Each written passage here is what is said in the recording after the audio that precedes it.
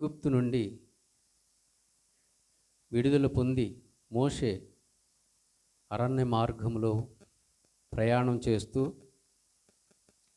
వారిని నడిపిస్తూ ఉండగా వారు ఎక్కడైతే ఆగమంటాడో అక్కడ ఆగేవాళ్ళు. అక్కడ ఒక ప్రత్యక్ష గుడారమును కట్టేవాళ్ళు కదండి. ఒక ప్రత్యక్ష గుడారమును కట్టేవాళ్ళు. ఆ ప్రత్యక్ష గుడారము కొన్ని వస్తువులు ఉండేవి. ఏం వస్తువులు ఉండేవి ప్రత్యక్ష గుడారంలో? మీకు జ్ఞాపకం ఉందా? ప్రత్యక్ష గుడారంలో సముఖపు రొట్టెల బల్ల కదా, ఇటు సైడు దీపవృక్షము కదా, మందసము దగ్గరగా ధూపవేదిక ఉండేది. బయటేమో దహన బలిపీఠం ఉండేది కదా, ఇత్తడి బలిపీఠం ఉండేది. ఈ ధూపవేదిక ఇది మందసానికి దగ్గరగా ఉండే బలిపీఠం అన్నమాట. చిన్న బలిపీఠం. ఇది బంగారంతో చేసింది, తుమ్మకర్రతో చేసి బంగారము పొదిగించింది. బయట ఉండే బలిపీఠము ఇత్తడి బలిపీఠము. దాని దగ్గర దహన బలి చేసి దేవునికి నైవేద్యముగా దహనం చేస్తారు. అయితే ఇప్పుడు మనము ఈ యొక్క ధూపవేదికను గురించి మనం మాట్లాడుకుందాం. ధూపవేదిక ప్రార్థనకు గుర్తు అన్నమాట, ప్రార్థనా జీవితానికి గుర్తు. అలాగే యేసుక్రీస్తుకి సాదృశ్యమైనది ధూపవేదిక. ఈ ధూపవేదికలో వేసి ప్రతి ఒక్క యాజకుడు అహరోను వచ్చి ఈ ధూపవేదికలో ఆ బొగ్గులను తీసుకొచ్చి ఇక్కడ వేసి ఇందులో సాంబ్రాణి అనేది వేసేవాడు. ఆ సాంబ్రాణి ధూపం వల్లే దేవుని చెంతకు వెళ్ళి ఆ ప్రార్థన ఆలకించి దేవునికి ఇంపైన సువాసనగా ఉండేదన్నమాట. ఈ ధూపవేదిక చాలా ప్రాముఖ్యమైనది కదండి. ఒకసారి నిర్గమకాండము 30వ అధ్యాయము 1వ వచనం చదవండి.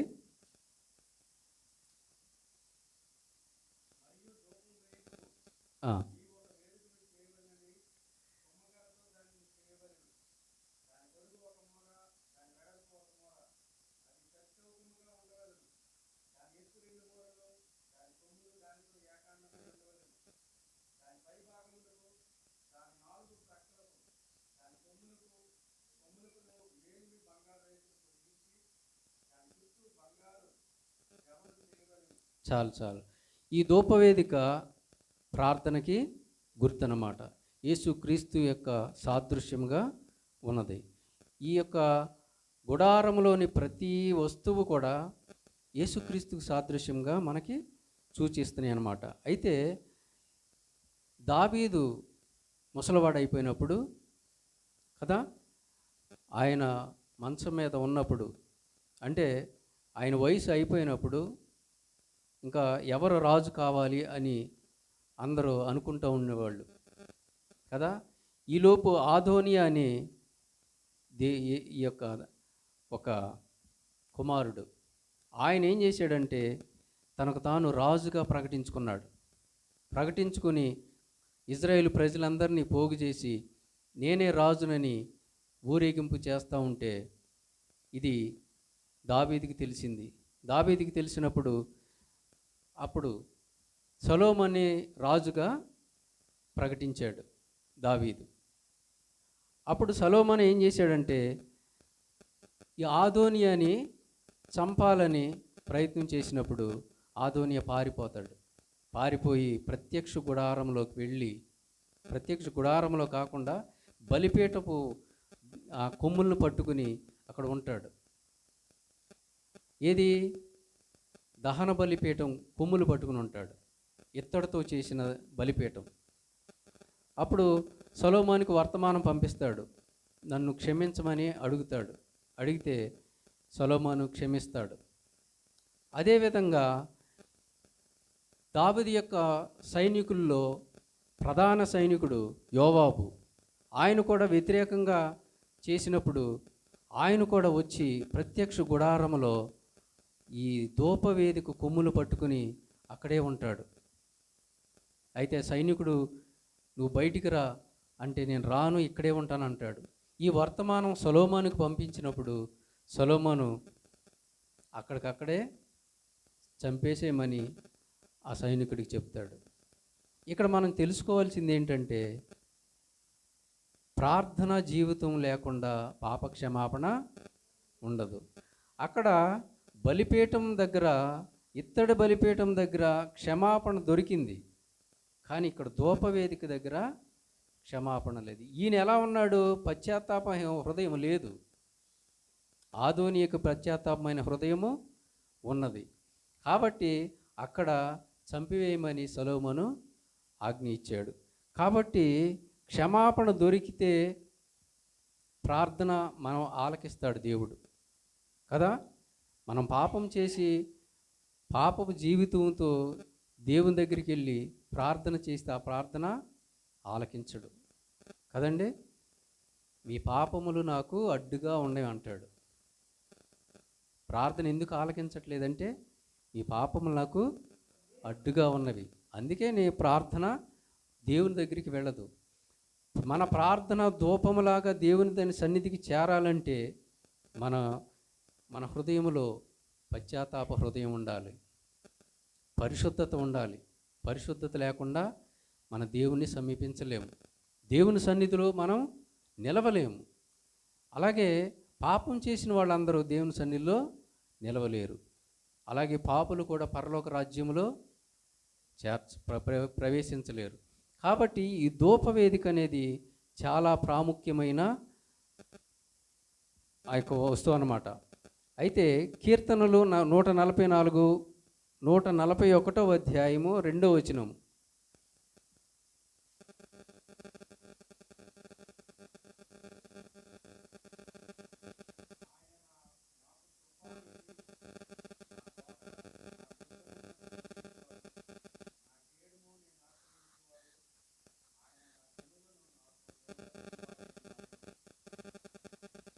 నూట 141 2వ వచనం. నా ప్రార్థన ధూపములను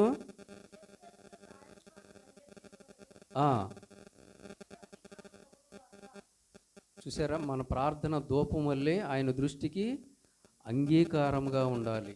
కాబట్టి మన ప్రార్థనలో గర్వ హృదయంతో మనం ప్రార్థన చేయకూడదు కదా. మనం తగ్గింపు కలిగి ప్రార్థన చేయాలి. దేవాలయంలోకి 2 వ్యక్తులు వెళ్ళినప్పుడు ఒక వ్యక్తి, నేను అన్ని దశంభాగం ఇస్తున్నాను, నేను ఏ పాపం చేయట్లేదు, నేను ఆజ్ఞలన్నీ పాటిస్తున్నానని ఆయన అహంకారంతో ప్రార్థించాడు. సుంకరి పరిసేయుడు. సుంకరి ఏమన్నాడు? నీ సన్నిధిలో నిలవటానికి యోగ్యుని కానన్నాడు. కాబట్టి మనం ప్రార్థన చేసినప్పుడు, ప్రార్థనా జీవితంలో ప్రార్థించే సమయంలో మన హృదయం తగ్గింపు కలిగి ఉండాలి కదా. తగ్గింపు జీవితం కలిగి ఉండాలి. కొంతమంది ప్రార్థన చేస్తారు, దేవుణ్ణి బెదిరించినట్టే ఉంటుంది. ప్రభువా చెయ్యి చెయ్యి, అసలు ప్రార్థన అడుగుతున్నాడా బెదిరిస్తున్నాడా అర్థం కాదు కదా. ఇలాంటివి విన్నారా మీరు? యేసుక్రీస్తు నామములో ఆజ్ఞాపిస్తున్నాం అంటే ఎవరికి? దేవునికి ఆజ్ఞాపిస్తున్నారా లేకపోతే మనుషులనా కదా. కొన్ని అర్థం కావు, ఆలోచిస్తే అర్థమవుతుంది. దేవుని సన్నిధిలో మనం ఎలా ఉండాలి? దీనమైన మనసుతో తగ్గింపు జీవితం కలిగి ఉండాలి. ఒక రాజకీయ నాయకుడి దగ్గరికి వెళ్ళి నువ్వు ఇలా వెనకాల చేతులు పెట్టుకుని ఇలా ఉండి మాట్లాడగలవా? ఏదన్నా పని కోసం వెళ్తాం ఒక అధికారి దగ్గరికి, కలెక్టర్ దగ్గరికైనా లేకపోతే మంత్రి దగ్గరకో ఎవరికైనా, అయ్యా అయ్యా అని బ్రతిమలాడుకుంటావా? ఆ పని చేస్తావా లేదా? ఈ పని చేయి అంటే ఏమంటాడు?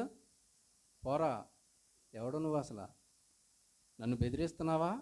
అడుక్కోవడానికి వచ్చావా? సర్వోన్నతుడైన దేవుని దగ్గరికి వెళ్ళినప్పుడు నువ్వు ఎలా ఉండాలి? దీన మనసు కలిగి ఉండాలి. హన్నా ఏం చేసింది? దేవాలయంలోకి వెళ్ళి దుఃఖపడుతూ దుఃఖాక్రాంతులై ఆమె హృదయాన్ని దేవుని ముందు కుమ్మరించింది. అలాగే మనం కూడా దేవుని సన్నిధిలో మన హృదయాన్ని కుమ్మరించాలి, తగ్గింపు కలిగి ఉండాలి, బ్రతిమలాడుకోవాలి కదా. ఒక్కొక్కసారి మనం బాధ కలిగినప్పుడు, శ్రమలు కలిగినప్పుడు, దేవా ఎందుకు నాకు ఈ బాధ కలిగించావు, ఈ శ్రమలు నాకు ఎందుకు అనుమతి ఇచ్చావు, నేనే పాపం చేశాను, నీకే ద్రోహం చేశాను కదా. ఎప్పుడైనా అడిగాం అట్లాగా? అడుగుతాం. బాధలన్నీ నాకేనా రప్పించేది నువ్వు? లోకస్తులు బాగానే ఉంటున్నారు కదా, వాళ్ళకి ఎందుకు కష్టాలు రావటం లేదు? అన్నీ నా కష్టాలు నాకేనా? ఇంకెప్పుడు నా ప్రార్థన ఆలకిస్తావు? ఇంకెప్పుడు నా మొర ఆలకిస్తావు? ఇంకెంతకాలం నేను ఈ విధంగా ఉండాలి? నా ప్రార్థన ఆలకించవా అని ఒక్కొక్కసారి మనం దేవుణ్ణి అడుగుతాం, బాధతో అడుగుతాం కదా. దేవుడు మనకి ఆ ప్రార్థన ఆలకించకుండా పని జరిగించకపోతే అడుగుతాం. ఒక్కొక్కసారి ఆయన ఆలస్యం చేస్తూ ఉంటాడు, కానీ ఆయన కార్యములు మాత్రం తప్పక జరిగిస్తాడు. మన ప్రార్థన వ్యర్థం కాదు, కానీ కొన్నిసార్లు ఆలస్యం చేస్తాడు. ఆ ఆలస్యము అది మన మంచికే. అది అడిగింది ఇప్పుడు ఇస్తే నువ్వేం చేస్తావో, నీకు తగిన కాలమనే అది ఇవ్వాలని ఆ దేవుని యొక్క సంకల్పం ఉంది. కానీ మనం అనుకుంటాం ఇప్పుడు అడగగానే మనకి ఇచ్చేయాలనుకుంటాం, కానీ ఇవ్వడు. కొన్ని ప్రార్థనలు వెంటనే జరుగుతాయి. ఒక్కొక్కసారి మనం వేరే వాళ్ళ గురించి ప్రార్థన చేస్తాం, వాళ్ళకున్న రోగాన్ని తగ్గించమని ప్రార్థన చేస్తాం, కానీ మనకు వచ్చిన దాని గురించి మనం ప్రార్థన చేసుకుని మనకు జరగదు. జరిగింది ఎప్పుడన్నా అలాగా? ఏంటి ప్రభువా, నేను వేరే వాళ్ళ గురించి ప్రార్థన చేస్తే అది జరుగుతుంది, నాకు ప్రార్థన చేస్తే నాకు ఎందుకు జరగటం లేదు, ఎందుకు నా ప్రార్థన ఆలకించట్లేదు అనిపిస్తూ ఉంటుంది. కాబట్టి ప్రార్థన అనేది చాలా ప్రాముఖ్యమైనది. జార్జ్ ముల్లర్ గారు ప్రార్థన చేస్తే 2.5 గంటలు ప్రార్థించేవాడంట. ఆయన జీవితంలో ఎంతో గొప్ప కార్యములు దేవుడు చేశాడు. ఇప్పుడు 10,000 మందిని అనాథ పిల్లలను పోషించాడంట ఆ ప్రార్థన వల్లనే. వాళ్ళకి ఆహారం లేకపోతే ప్రార్థన చేస్తూ ఉండేవాడంట. వాళ్ళందరినీ ప్లేట్లు పట్టుకోమని ఈయన ప్రార్థనలో కూర్చునేవాడంట. ఆ సమయంలోనే ఎక్కడి నుంచో భోజనం తీసుకొచ్చి భోజనం పెట్టేవాళ్ళంట. ఇట్లా ప్రార్థనా జీవితంలో ఎన్నో గొప్ప కార్యములు జరుగుతూ ఉంటాయి. ప్రార్థనకి మనం చాలా విలువగా ఇవ్వాలి. ప్రార్థన అంటే క్రైస్తవునికి ఊపిరి లాంటిదంట. అర్థమైందా? ఊపిరి. మనం ఊపిరి పీల్చుకోకపోతే మనం బ్రతకగలవా? శ్వాస. క్రైస్తవుడికి ప్రార్థన కూడా శ్వాస లాంటిది. అలాగే ప్రార్థన అనేది ఇంటి పై కప్పు లాంటిదంట.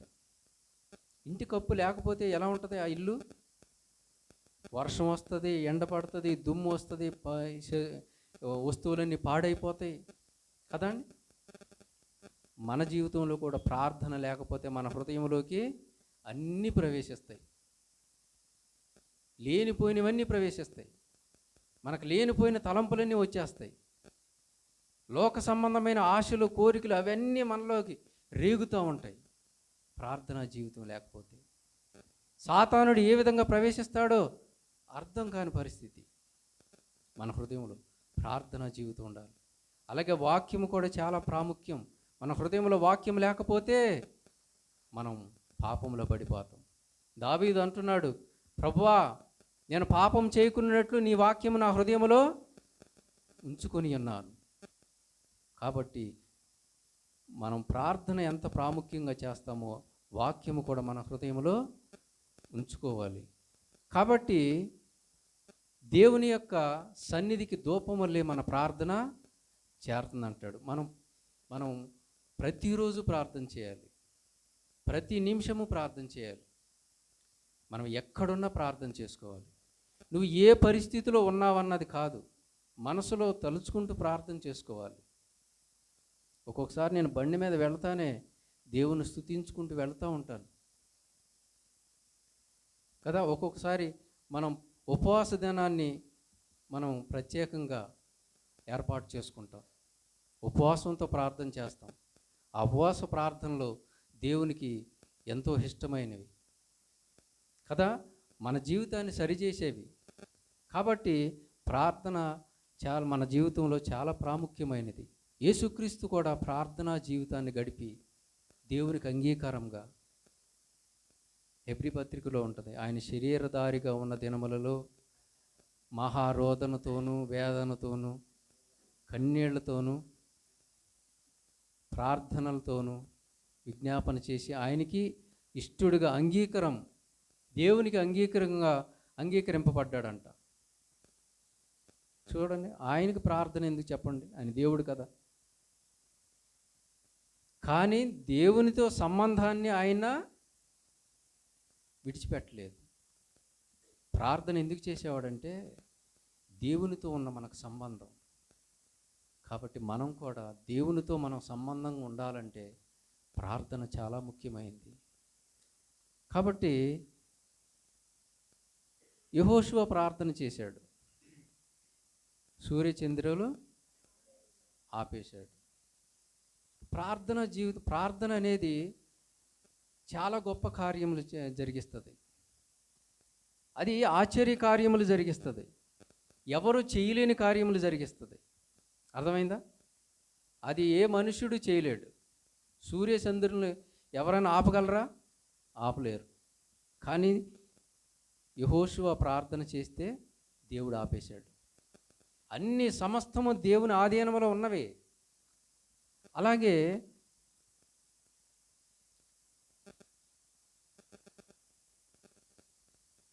ఇంకో ఏలియా ప్రార్థన చేశాడు. వర్షం ఆగిపోయిందా లేదా? ఎవరైనా ఆపగలరా?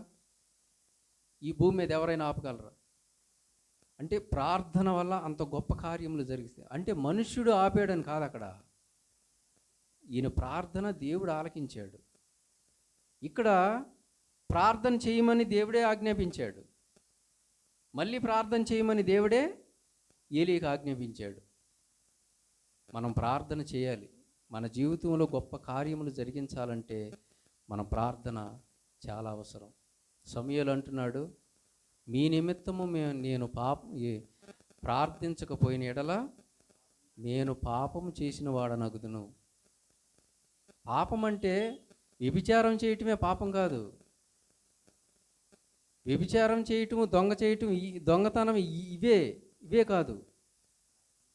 ప్రార్థన చేయకపోవటం వల్ల పాపం అంటున్నాడు. మనం అవే పాపాలు అనుకుంటున్నాం కదా. ఆజ్ఞ అతిక్రమం, ఇవన్నీ పాపాలు అనుకుంటున్నాం. కానీ వేరే వాళ్ళ జనాల గురించి, రక్షణ లేని వారి గురించి, నశించిపోయిన ఆత్మల గురించి ప్రార్థన చేయాలని మనకు దేవుడు ఆజ్ఞ ఇచ్చాడు. ఆ ప్రార్థన మనం చేయకపోతే మనం దేవుని దృష్టిలో పాపం చేసిన వారిగా అవుతాం. ఎవరి గురించి ప్రార్థన చేయమన్నారు? రాజుల గురించి, అధికారుల గురించి, జనులందరి గురించి ప్రార్థన చేయమన్నాడు. ప్రార్థన మన జీవితంలో చాలా ప్రాముఖ్యమైనది. కనుక ప్రార్థన చేసినప్పుడు చాలా దీనమైన మనసుతో, తగ్గింపు కలిగి దేవుని సన్నిధిలో మనం ప్రార్థన చేద్దాం. అలాగే మనలో పాపం లేకుండా పరిశుద్ధమైన హృదయంతో మనం ప్రార్థన చేయటానికి ప్రారంభం చేద్దాం కదా. ఈ యొక్క 40 దినాలు చాలామంది పాటిస్తూ ఉంటారు, తర్వాత మామూలుగానే ఉంటారు. అంటే ఈ 40 రోజులే వాళ్ళకు ముఖ్యం. మిగతా రోజులు కొంతమంది ఉంటారు, ఏదంటే ఈ అయ్యప్ప స్వామిలాగా వేసుకుంటూ ఉంటారు, మాల వేసుకుంటూ ఉంటారు, స్వామి మాల. ఇవి వేసుకుని, అంటే ఆర్సీఎంలు వేసుకుంటూ ఉంటారు. ఇవి వేసుకుని ఆ 40 రోజులు నిష్టగా ఉండి మందు తాగటం మానేస్తారు. నేను పల్లెటూరులో చాలామంది, మా ఊర్లో చాలామందిని చూస్తూ ఉంటాను. నేను తాగేసిన తర్వాత, ఇక మానేసిన తర్వాత ఈ 41 రోజు ఎప్పుడైతే స్టార్ట్ అయిందో ఆ రోజు ఫుల్ అయిపోయి ఎక్కడో పడిపోతారు. నిన్నటిదాకా వైట్ బట్టలు వేసుకుని తిరిగినవాడు ఈరోజు రోడ్డు మీద పడిపోయి ఉన్నాడు. ఇలా ఉంటుంది. అలాంటి భక్తి కాదు మనది కదా. అలాంటి జీవితం మనం జీవించకూడదు. ప్రతిరోజు ప్రార్థించాలి. రేయి మొదటి జామునే కన్నీళ్లు విడిచి మన హృదయాన్ని దేవుని సన్నిధిలో కుమ్మరించాలి కదా. ప్రార్థన మన జీవితంలో చాలా ప్రాముఖ్యమైంది. ప్రార్థన లేకపోతే మనం శ్వాస ఆగిపోయినట్లే. క్రైస్తవునికి ప్రార్థన లేకపోతే అంటున్నాడు, నీవు బ్రతికి ఉండియు చచ్చిన వాడమై ఉన్నావు అంటున్నాడు. జీవించుచున్నావన్న పేరు మాత్రమే కానీ నీవు మృతుడివే. ఎందుకు మృతుడు?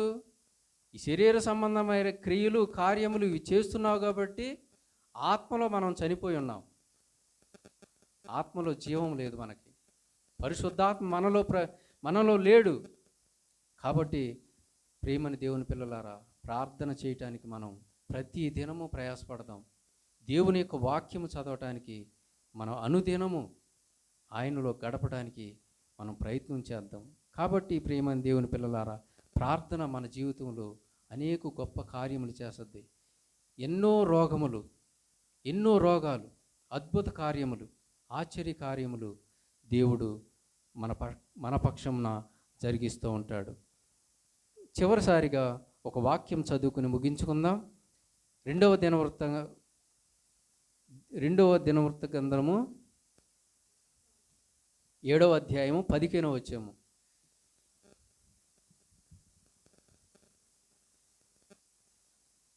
రెండవ దినవృత్తాంత గ్రంథము 7వ అధ్యాయము 15వ వచనం. ఈ స్థలమందు చేయబడు ప్రార్థన మీద నా కనుదృష్టి నిలుచును, నా చెవులు దానిని ఆలకించును.